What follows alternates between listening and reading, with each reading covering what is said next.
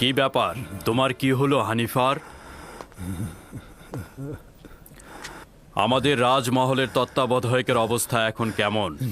জনাব পুতিফার, অভিনন্দন এই কারণে যে শেষ মুহূর্তে আপনার সঙ্গে দেখা হচ্ছে। রাজমহলের অধিবাসীগণ ইউজারশিপকে পছন্দ করে আর নিঃসন্দেহে তার ফরমানের প্রতি অনুগত পোষণ করবে। আমি আশা করব যে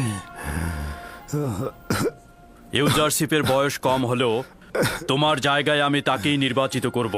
রাজমহলের কার্যাবলী নিয়ে আমি চিন্তিত নই, আমি চিন্তিত তোমাকে নিয়ে। আশা করি তাড়াতাড়ি সুস্থ হয়ে যাবে।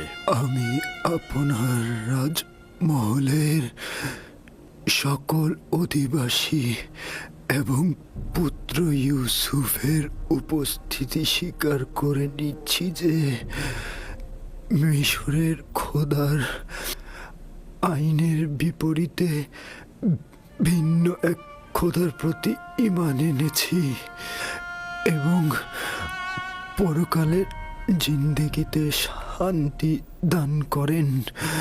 আমি যার কাছ থেকে হেদায়েত প্রাপ্ত হয়েছি, চাইছি সে যেন আমার জন্য দোয়া ও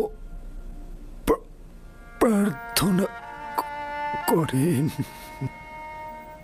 সে যেন আমাকে ক্ষমা করে দেন।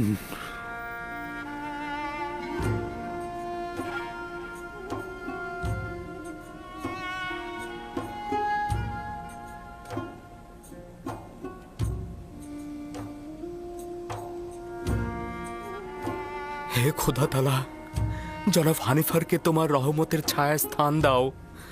আমি আরো একবার সহানুভূতিশীল একজন পিতাকে হারালাম।